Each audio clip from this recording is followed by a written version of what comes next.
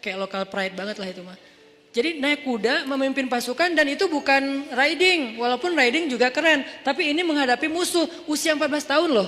Kalau nggak matang mentalnya nggak mungkin Nabi memberikan kesempatan dia jadi panglima militer. Yang ngasih itu surat kuasanya tuh langsung dari Nabi. Bahkan ketika Abu Bakar jadi khalifah.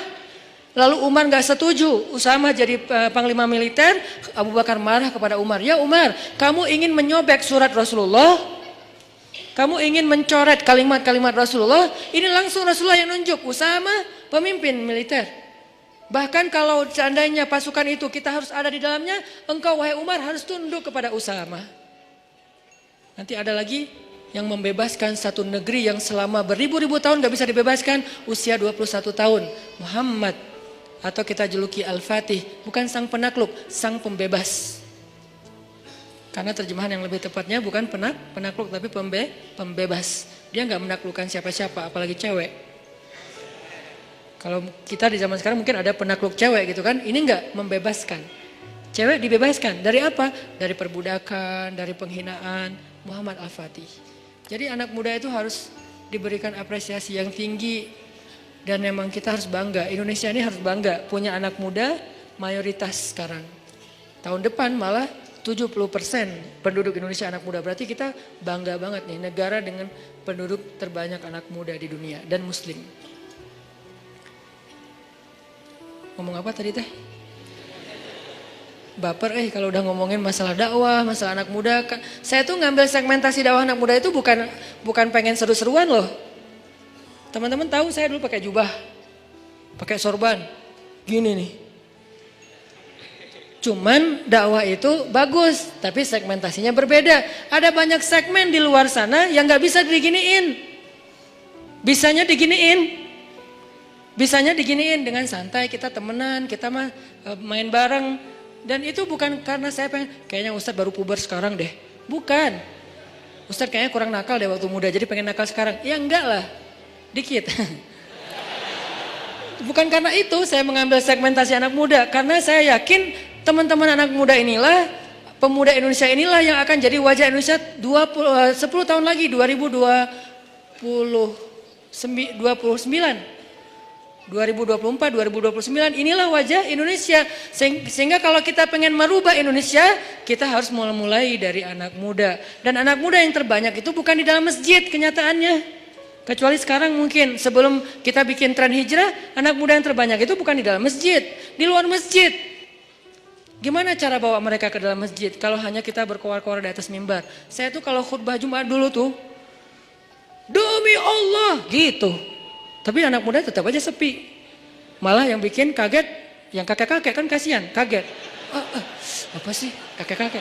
Kalau anak muda digituin kan kayak seru, adrenalin gitu kan. Ini kakek-kakek digituin, kasihan atunya. Sesungguhnya kematian, ya Ustadz ya. Kematian lihatnya ke kakek-kakek.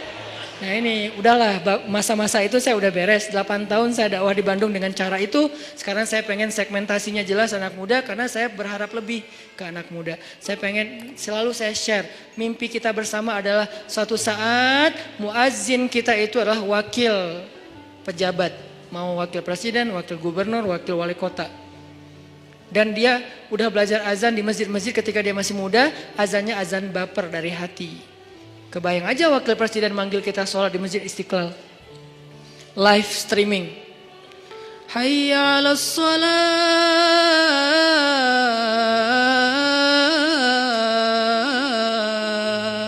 Siapa itu? Pak Wakil Presiden. Wah kan semangat ya se-Indonesia sholat berjamaah subuh ya. As-salatu khairum minan naum. Wakil presiden bilang sholat lebih baik daripada tidur. Kan keren tuh. Datang anak muda berbondong-bondong ke masjid karena diazanin sama wakil presiden. Wibawa banget tuh, izzah. Begitu masuk, qamat nih, Allahu Akbar, Allahu Akbar, asyhadu an la ilaha illallah. Wakil presiden, istawu sufufakum. Siapa? Presiden. Wah keren ya. Allahu Akbar. Presidennya gagah, dia izzah kepada musuh-musuh Allah, tapi ruhama ubainahum. Jangan di sini dia bersikap keras. Masa kepada sesama kaum muslimin dia sifatnya asyidda, kebalik atau ayatnya. Bukankah ayatnya asyidda wal kufar ruhama ubainahum? Ruhama, bahasa ruhama itu apa? Komennya ruhama. Angger. Komennya ruhama, ngomongnya ruhama, di grup broadcastnya ruhama, kalau ketemu kaum muslimin itu ruhama. Kepada manusia, rahmatan lil alamin. Kepada kufar, siapa kufar? Orang yang memerangi mereka. Musuh-musuh yang zalim. Seperti orang misalnya Israel yang menjajah Palestina. Atau orang-orang zalim yang menyakiti kaum muslimin di Suriah, di Yaman, di Irak, di Rohingya. Itu asyidda. Jadi nggak ada salaman sama mereka, pelukan, senyum-senyum, asyidda sama mereka. Kalau ditarik, kita tarik balik. Berarti kan dia juara panco presidennya. Kan ada tuh presiden narik-narik gitu kan. Nah kalau kita nggak kuat narik kan kayak kalah gitu kan. Alhamdulillah ada presiden kaum muslimin di satu negeri ditarik nggak bisa. Aduh berat ya udah deh nggak jadi gitu. Ini artinya asyidda. Dia tuh syadid izzah. Tapi begitu sholat di antara kaum muslimin, Allahu Akbar. Di situ nggak perlu nunjukin keras.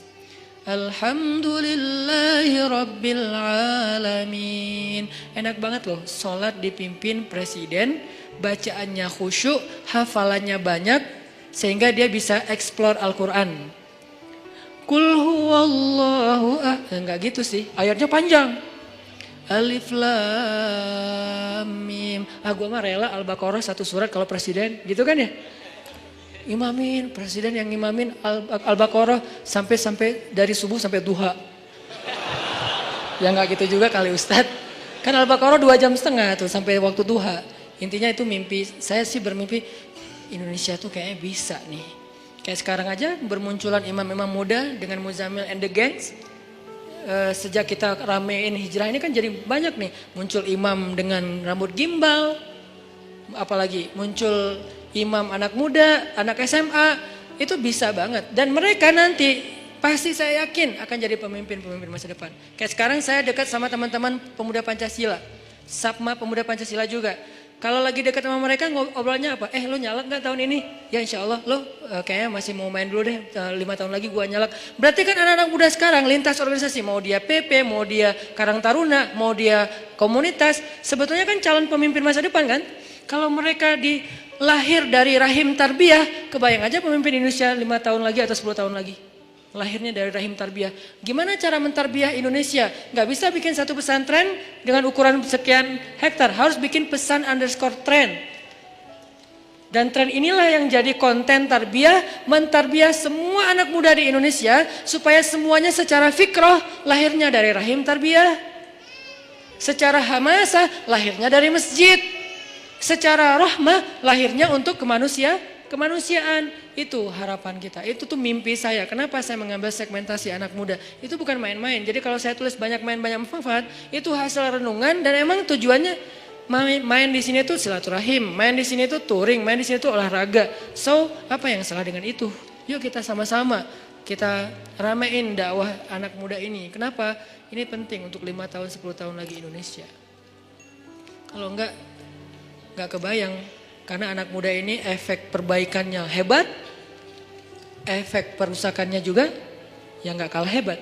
Kalau orang tua ada di tengah-tengah aman. Jadi rusak ya gitu, baiknya juga ya gitu. Kalau anak muda baiknya keren banget, kalau dia jadi rusak juga innalillah banget.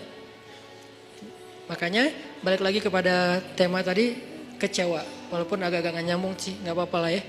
Nanti diedit baru masukin YouTube. Kecewa. Poin yang kedua itu adalah cari satu hobi. Tadi mau ngomongin itu sebetulnya. Cari satu hobi yang bukan hanya entertain. Walaupun boleh. Saya juga hobi entertain ada. Hobi kan harus nggak harus satu kan. Entertain ada hobinya. Olahraga ada. Hangout jalan ada. Tapi selain ini bagus semuanya. Tapi tambahin satu lagi, hobi ibadah.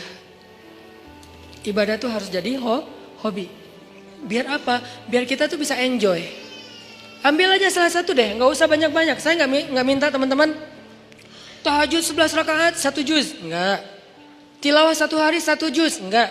Ambil yang paling ringan dulu deh, tapi jadiin hobi. Misalnya sholat duha atau sholat mutlak, Sholat mutlak kan lebih bebas lagi nih, kapan aja. Jadi pokoknya agak-agak nganggur dikit, sholat Allahu Akbar.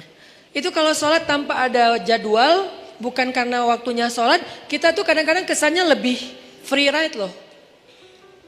Free ride-nya apa? Kayak nggak ada beban, kan free ride tuh nggak terbeban dengan GoPro, nggak terbeban dengan 360, nggak terbeban dengan kamera, nggak terbeban dengan tele, kan gitu kan?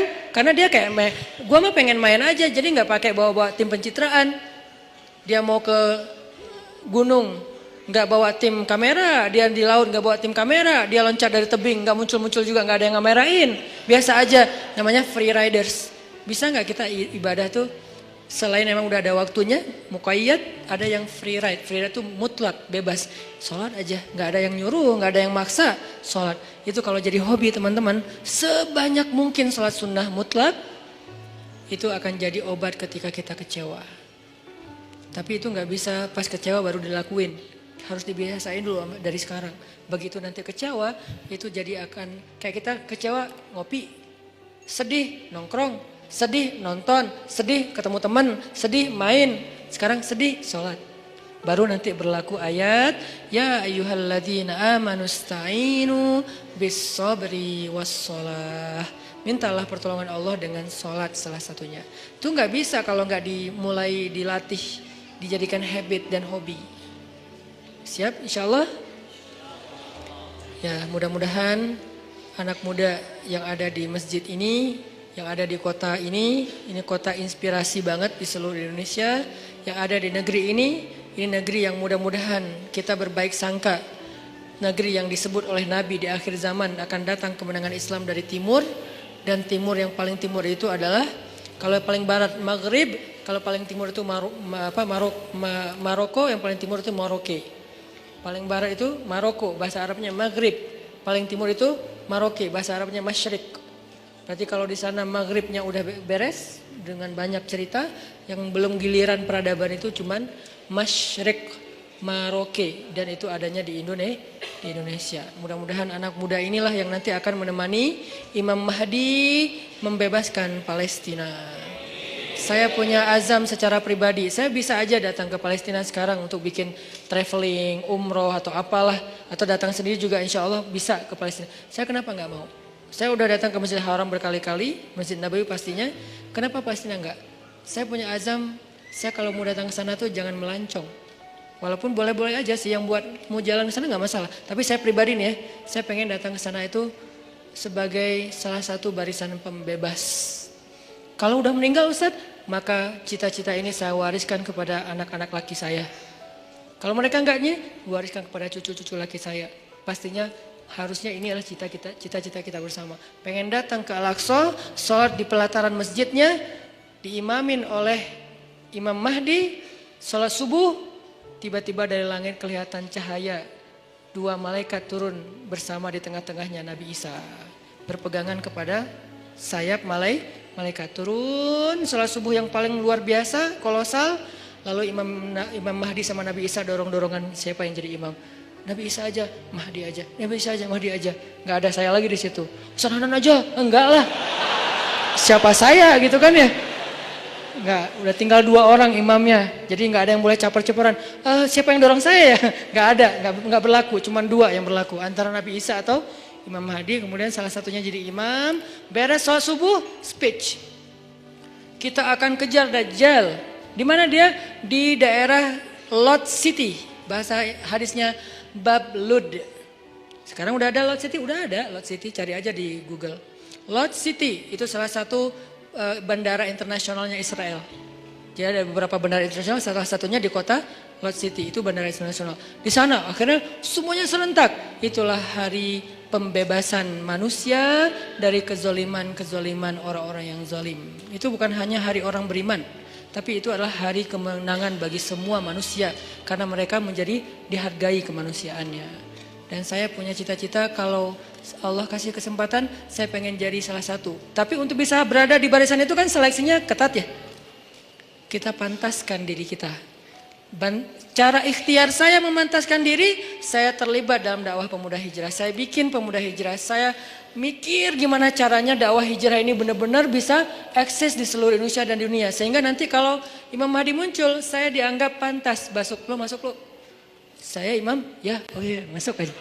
Kenapa? Udah pantas, karena punya karya kan? Kita punya nggak karya nih? Cara kita biar punya karya gimana? Jangan bikin sendiri-sendiri, karena kapasitas kita bukan sebagai ustadz. Support ustadznya. Apa kapasitas teman-teman? Anak mobil, di sini ada teman-teman anak mobil, anak modifikasi. Kita mau bikin event bareng. Anak apa lagi? Anak seni. Saya yakin semua potensi anak muda itu adalah anugerah Allah. Saya nggak mau menjudge potensi teman-teman itu ada yang positif negatif. Semuanya positif selama tidak melanggar syariat. Potensi itu coba support saya. Man ansari ilallah. Siapa di antara kalian yang mau mensupport saya di jalan Allah? Itu kan akad dakwah. Yuk kita bangun negeri ini. Karena dakwah kita kan dakwah damai kan. Kita kan nggak mau ribut-ribut. Kalau terpaksa ribut dan kontroversi di sosmed, ya bukan karena kita. Pernah nggak saya sengaja rame-ramein di sosmed biar heboh gitu, biar followers saya naik? Ya enggak lah. Kalau sesekali ada, ya qadarullah naik followers. Sombong.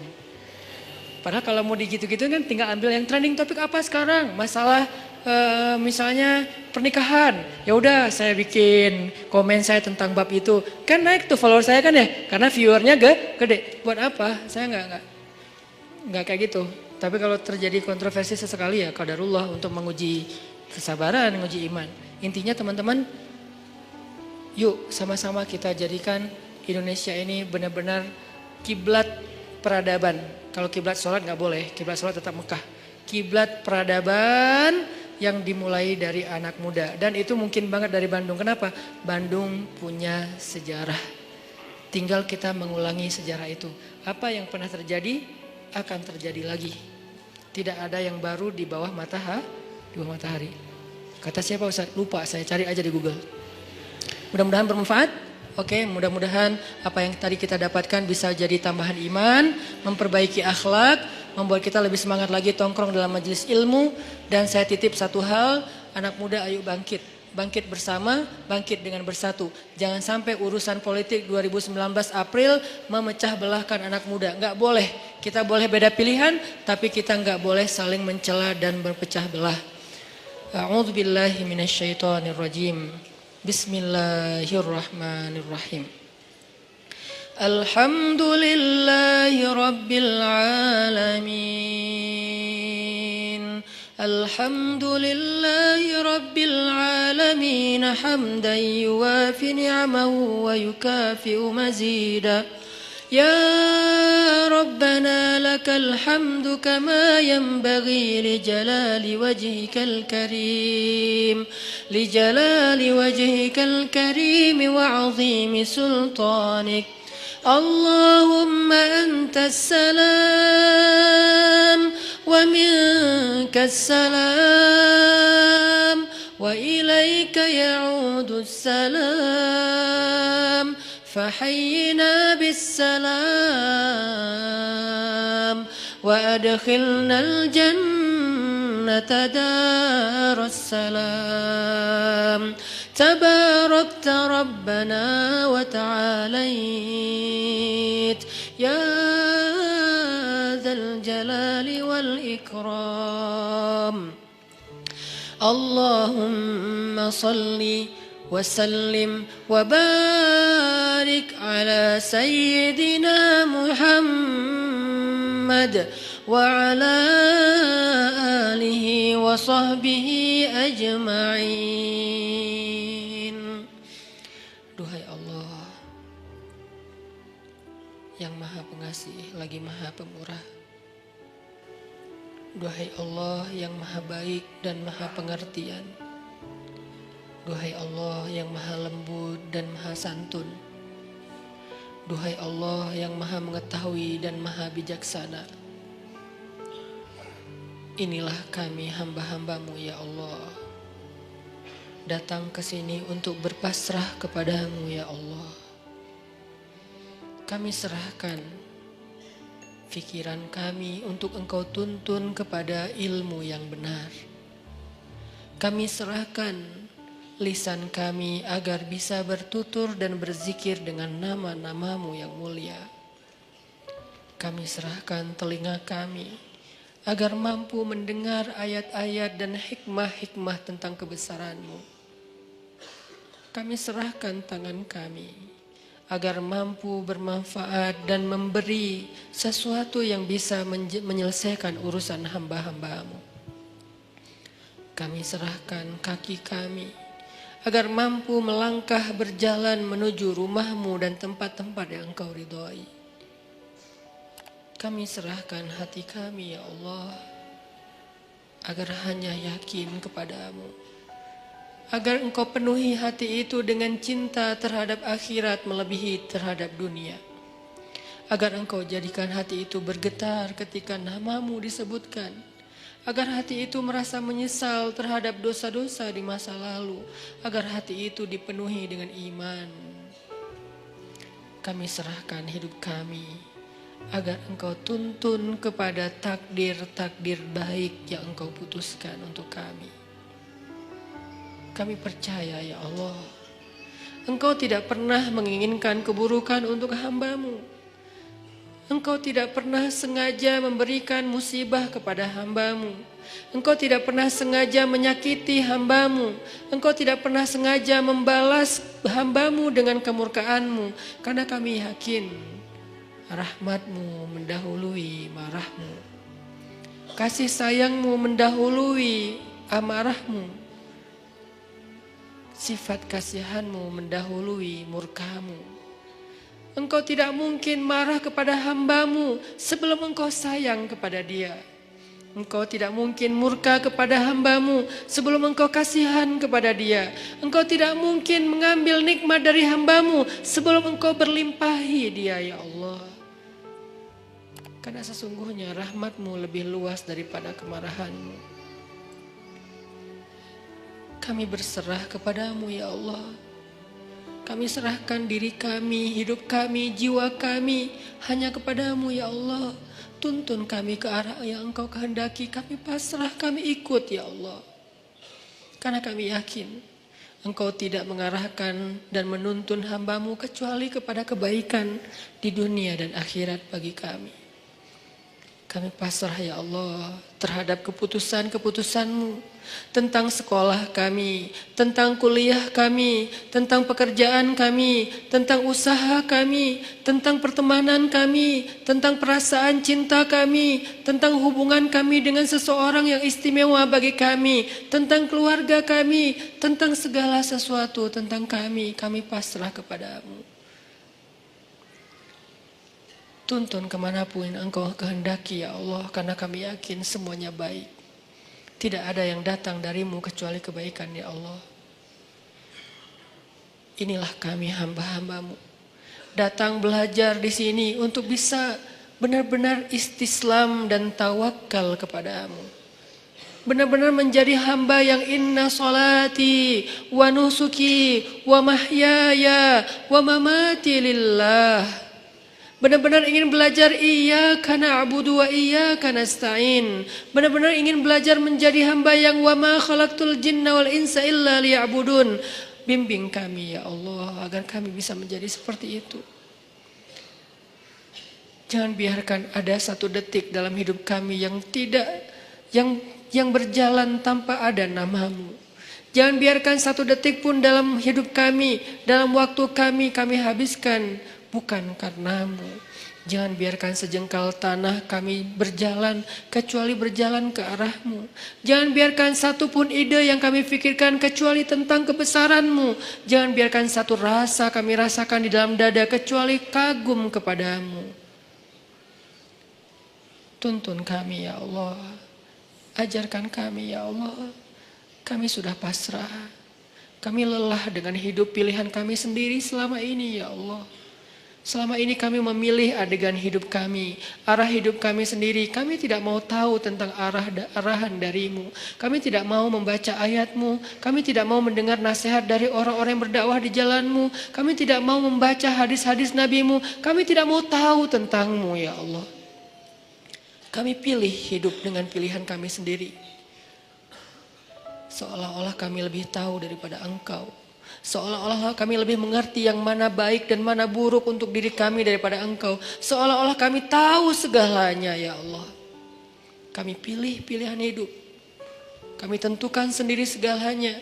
Kami percaya tanpamu kami bisa. Sehingga kami jarang bahkan hampir tidak pernah berdoa. Tapi pada akhirnya kami sadar pilihan itu membawa kami kepada kecelakaan. Pilihan itulah yang menuntun kami kepada dosa-dosa. Yang dengan dosa-dosa itu tertutup hati kami. Yang dengan dosa-dosa itu membuat kami jauh darimu. Yang dengan dosa-dosa itu kami kehilangan nikmat ibadah. Dan tidak pernah merasa bahagia. Mungkin kami dapatkan harta tapi kami tidak bahagia. Mungkin kami punya pasangan tapi kami tidak akur. Mungkin kami punya keluarga tapi semuanya sibuk sendiri-sendiri. Dan kami tidak utuh. Karena kami menentukan hidup kami sendiri dan tidak meminta bimbingan-Mu ya Allah. Kami lelah dengan itu, kami pasrah. Kami ingin kembali kepadamu. Pilihan-pilihan kami sudah kami tinggalkan. Pilihan-pilihan kami sudah kami abaikan. Kami tidak ingin lagi terjebak seperti dulu ya Allah. Bertahun-tahun hidup kami sia-sia. Kami ingin Engkau yang memilihkan hidup untuk kami ya Allah. Kami ingin Engkau yang memilihkan apa yang terbaik bagi kami ya Allah. Kami ingin Engkau yang memilihkan pasangan hidup kami ya Allah. Karena yang terbaik adalah yang Engkau pilihkan. Kami ingin Engkau yang memilihkan pekerjaan yang halal untuk kami ya Allah. Kami ingin Engkau yang memilihkan hijab yang menutup aurat untuk kami ya Allah. Kami ingin Engkau yang memilihkan teman yang bisa mengingatkan kami ketika kami lemah. Karena Engkaulah yang sebaik-baik pemilih teman bagi hambanya ya Allah. Kami ingin Engkau yang memilihkan hari-hari kami. Esok, lusa dan seterusnya. Pilihkanlah untuk kami. Kami ikut ya Allah. Jika Engkau panggil kami, lapangkan dada kami untuk bisa menerima panggilan itu dengan lega. Hayya 'alas shalah.